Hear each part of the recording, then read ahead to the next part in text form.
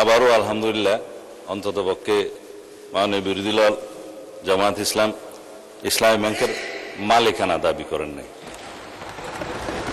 আপনারা বলেছেন যে ন্যায় নীতির পথে ফেরত আসতে হবে, ওই ন্যায় নীতির পথে ফেরত আসার জন্যই বাংলাদেশ ব্যাংক ব্যবস্থা গ্রহণ করবে মাননীয় স্পিকার। আমরা মানে বিরোধী দলীয় নেতার এবং জামায়াত ইসলামের দুঃখ বুঝবো না মাননীয় স্পিকার। ওই আছে না, চিরসুখী জন ভ্রমে কি কখন বুঝিতে কি পারে, কি যাতনা বিষে বুঝিবে সে কিসে, কবু আসি বিষে ধ্বংসে নিজারে। এটা ঊনবিংশ শতাব্দীর একটা বাঙালি কবি কৃষ্ণচন্দ্র মজুমদারের কবিতা। তার আরো কয়েকটা লাইন আছে, যতদিন ভবে না হবে না হবে তোমার অবস্থা আমার সম, ঈষৎ হাসিবে শোনে না শুনিবে বুঝে না বুঝিবে যাতনা মম। আমাদের এখানে কবি বেশি আছে মানুষ। তো এখন বটম আপ করি। মাননীয় বিরোধী দলীয় উপনেতা বলেছেন যে শেয়ারগুলো ডাকাতি করে কিনে নেওয়া হয়েছে। ইবনে সিনার 2% শেয়ার ছিল মাননীয় স্পিকার। ব্লক মার্কেটে 3 গুণ দামে তারা শেয়ার বিক্রি করেছে। এটা তো রেকর্ড। পাবলিকলি লিস্টেড কোম্পানির শেয়ার ব্লক মার্কেটে 3 গুণ দামে বিক্রি করা হয়েছে। এছাড়া বর্তমান শেয়ার হোল্ডিং স্ট্যাটাস অনুসারে এখানে মাননীয় অর্থমন্ত্রী এখানে আছে 81%, 92% বোধহয় একটা গ্রুপের। তারা যেভাবে বললেন আমি জানি না খতিয়ান, এটা স্ট্যাটিস্টিক্স বলছে। দয়া করে আপনারা না বললে খুশি হবে, আপনাদের বলার সময় আমরা বলি নাই। আর শেয়ার হোল্ডিং এর যারা মালিক তাদের কাছে মাননীয় বিরোধী দলের নেতা নোটিশেই বলেছেন দেশের অর্থনীতি ব্যাংকিং খাতের স্থিতিশীলতা এবং কোটি কোটি গ্রাহকের স্বার্থ রক্ষার লক্ষ্যে ইসলামী ব্যাংক বাংলাদেশের শেয়ার সমূহ বৈধ প্রকৃত মালিকদের নিকট প্রত্যার্পণের জন্য প্রয়োজনীয় ব্যবস্থা গ্রহণ করা হবে হোক। সেই বৈধ এবং প্রকৃত শেয়ার হোল্ডারদের কাছে এই মালিকানা ফেরত দেওয়ার যথাযথ ব্যবস্থা গ্রহণ করা হবে মাননীয় স্পিকার। এখন কারা কত পার্সেন্ট শেয়ারের মালিক সেদিনও বক্তৃতায় বলেছিলেন প্রকাশ করা হোক। মাননীয় অর্থমন্ত্রীকে অনুরোধ করেছি, বাংলাদেশ ব্যাংকের গভর্নরের কাছে অনুরোধ করে জাতির সামনে প্রকাশ করা হোক। শেয়ার হোল্ডাররা তারা কিভাবে খরিদ করেছে দ্যাট ইজ ডিফারেন্ট ডিবেট। সেটা দুদকের তদন্ত হতে পারে, মামলা হতে পারে, but share holder is share holder. Publicly listed কোম্পানির মধ্যে সেটা আলাদা ডিবেট এবং আলাদা তদন্ত হতে পারে। এখন বলা হচ্ছে আপনারা ব্যাংকের মালিক না, জামায়াত ইসলাম ব্যাংকের মালিক না, আবার বলছে ইসলামের উপর হাত দিবেন না। কদিন আগে জামায়াত ইসলামের এক বন্ধু, আমি নাম নিলে আবার এখানে 74 দাঁড়াতে পারেন, সেজন্য 2 জন এমপি ছিলেন, আরেকজন পরাজিত এমপি ছিলেন, আরেকজন নেতা ছিলেন, বক্তৃতা দিচ্ছে ইসলামের উপর হাত দিবেন না। মাননীয় স্পিকার, ইসলামী ব্যাংক ইসলাম নয়, আমাদের জনাব মির্জা ফখরুল ইসলামও ইসলাম নয়, জামায়াতে ইসলামও ইসলাম নয়। সুতরাং সবকিছুতে ইসলামের উপরে হাত দিবেন না দোহাই দেওয়া কিন্তু ঠিক নয়। মাননীয় স্পিকার, আমি এবার পয়েন্ট টু পয়েন্ট আসি। এখন একবার যে ব্যাংক আজান দিয়ে তকবীরে লিল্লাহ দিয়ে দখল করা হলো, সেই ব্যাংকের দখলটা বেদখল হয়ে যাবে, এই যাতনা তো আমরা বুঝি মাননীয় স্পিকার। সুতরাং যারা পর্দার আড়ালে থেকে গ্রাহক বলে রাস্তায় আন্দোলন করছে, ভিডিওটা দেখেন, তাদের রাজনৈতিক পরিচয়। আমাদের মধ্যে অনেকে তো গ্রাহক আছে, গ্রাহককে বলে দিয়ে হচ্ছে বলেন বলেন আপনার অ্যাকাউন্ট আছে, বলে যে আচ্ছা ঠিক আছে, কত 2-3 লাখ টাকা আছে, পিছন থেকে খোঁচা দিয়ে বলছে বলেন 7-8 লাখ টাকা আছে বলেছে। এটা রেকর্ড ভিডিও। তারা গ্রাহক হচ্ছে সেই রকম গ্রাহক। তাই এখন পর্দার আড়াল থেকে নেমে পড়েছেন, এটা ভালো।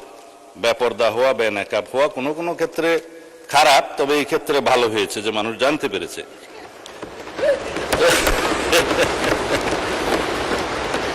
মাননীয় স্পিকার, এখানে আরডিএস নামে একটা প্রকল্প আছে। সেই প্রকল্পের এটা হচ্ছে ইসলামী ব্যাংকের একটা ফ্ল্যাগশিপ প্রকল্প। এই প্রকল্পের মূল হচ্ছে পল্লী উন্নয়ন প্রকল্প নামে, যেখানে 5,000, 10,000, 20,000 টাকা পর্যন্ত লোন দেয়া যায়। নারী গ্রাহকের সংখ্যা বেশি। ভোটের আগে 10,000 টাকা করে অনেক নারীকে দেয়া হয়েছে। লাইনে আমার এক ভোটার জিজ্ঞেস করছে, আমার এক কর্মী, মা আপনি কোথায় দিবেন? বলছে যে বাবা, বলছে কোরআনের দল, না দিলে তো জান্নাতে যাওয়া যাবে না। 10,000 টাকাও দিয়েছে, বলেছে এটা মাফ হয়ে যাবে, আরো 10,000 টাকা পাবো। এইভাবে মাননীয় স্পিকার মুনাস হিসাবে দাঁড়িপাল্লায় ভোট দিলে জান্নাত পাওয়ার নিশ্চয়তাও দিয়েছে। এই RDS প্রকল্পের মধ্যে কত হাজার কোটি টাকা ডিস্ট্রিবিউট হয়েছে জানেন? 22,000 কোটি টাকা ডিস্ট্রিবিউট হয়েছে। 11,000 কোটি টাকা আগে দেওয়া হয়েছিল।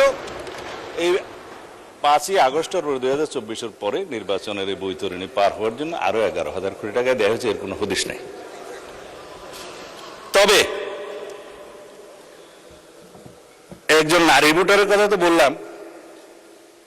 ভোটের আগে আমরা প্রায় সময় দেখছি মাননীয় স্পিকার, আমরা তো লেজিটিমেট গভর্নমেন্ট, ভোট টুট পেয়ে জনগণ আমাদেরকে এখানে বসিয়েছে, কিন্তু ইলেকশনের দিন পর্যন্ত আমরা একটা ফেসবুক গভর্নমেন্ট দেখেছিলাম মাননীয় স্পিকার, প্রচারণার মাধ্যমে।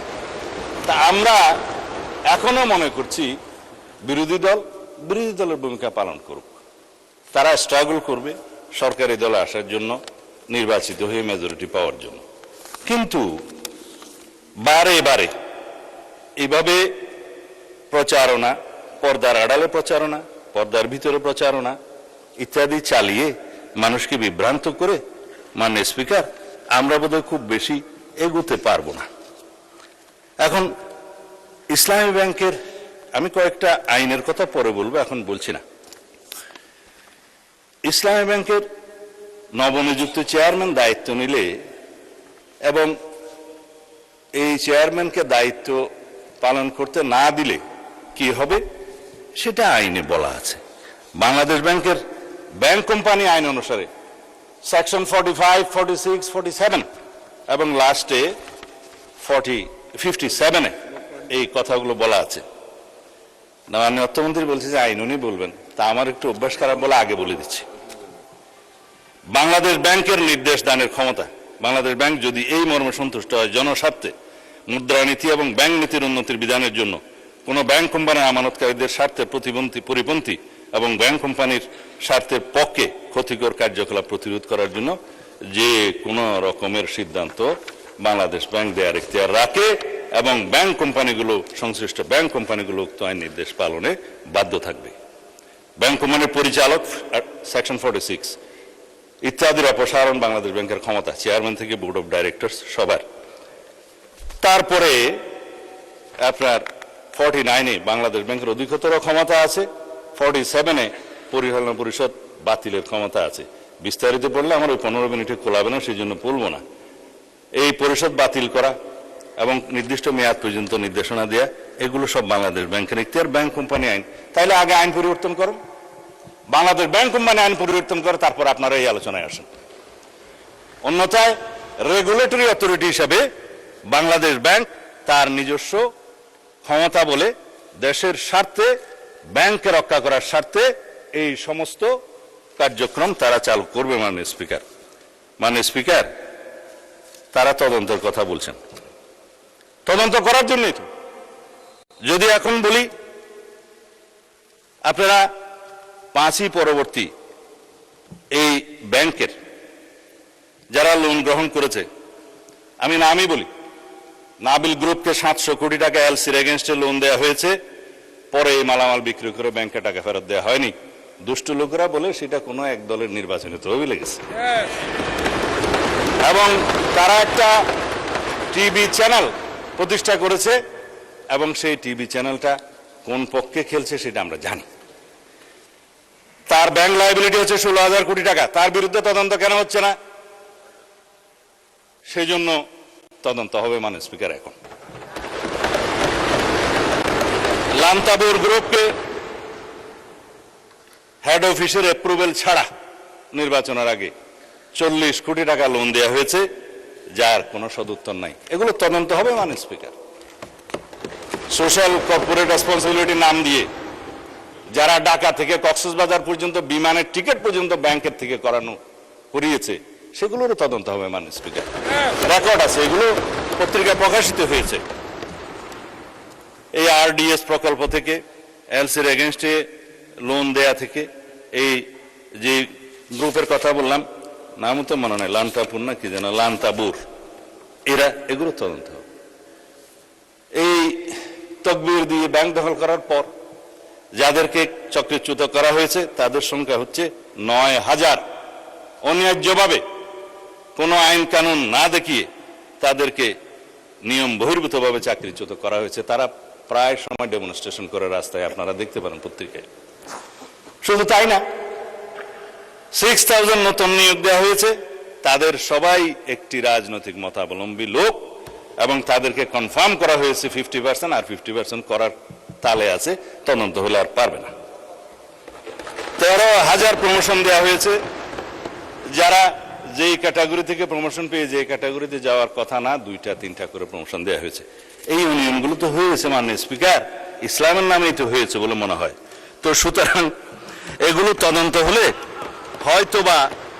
হয়তোবা আমাদের কারো কারো নাম ওখানে চলে আসতে পারে। এই তদন্ত হোক, টাকা কোথায় সরানো হয়েছে সেটা তদন্ত হোক। যেহেতু দাবি করা হয়েছে যে এস আলম গ্রুপের লক্ষ কোটি টাকা পাচার করার যে অভিযোগ তোলা হয়েছে, আমরা দাবি করছি মাননীয় স্পিকার, সমস্ত অর্থ পাচারের তদন্ত করা হোক, বাংলাদেশ ব্যাংকের নেতৃত্বে করা হোক। যারা বাংলাদেশের টাকা, মানুষের টাকা পাচার করেছে বিদেশে, সকলের বিরুদ্ধে তদন্ত করা হোক। শুধু অভিযোগ দিয়ে ক্ষান্ত হইলে হবে না, কিন্তু এগুলো তদন্ত করা হবে মাননীয় স্পিকার। এই যে ইন্টারিম গভর্নমেন্টের সময় দখলদারিত্ব এবং মব সৃষ্টির একটা পায়তারা যে ছিল, সেগুলোরও তদন্ত করা হবে। তারা কোথায় কোথায় কার কার নামে লোন দিয়েছে, কর্পোরেট সোশ্যাল রেসপন্সিবিলিটির টাকা কোথায় ব্যবহার করা হয়েছে, নির্বাচনের আগে সেই তহবিল কোথায় গিয়েছে, আরডিএস প্রকল্পের টাকা কত লোককে দেওয়া হয়েছে, কিভাবে দেওয়া হয়েছে, সেগুলো ফেরত আনার ব্যবস্থা করা হবে, তদন্ত করা হবে মাননীয় স্পিকার। এখন সেই জন্যই বলছিলাম, কি যাতনা বিষয়ে বুঝিবে সে কিসে, কবু আসিবে সে ধ্বংসে নিজারে। আমরা ন্যায় নীতি প্রতিষ্ঠা করতে যাচ্ছি, আপনাদের আহ্বান মতো যে এখানে দুনিয়াতে ন্যায়ের নীতি প্রতিষ্ঠা করা হবে, সৎ পথে ন্যায় আশা করা হবে। তো ন্যায় একজনের জন্য চাইবেন, আপনাদের হতে পারে না। আমরা সকল গ্রাহকের এবং শেয়ার হোল্ডারদের স্বার্থ রক্ষা করব, ন্যায় নীতি প্রতিষ্ঠা করব, সুষ্ঠুভাবে তদন্ত করব।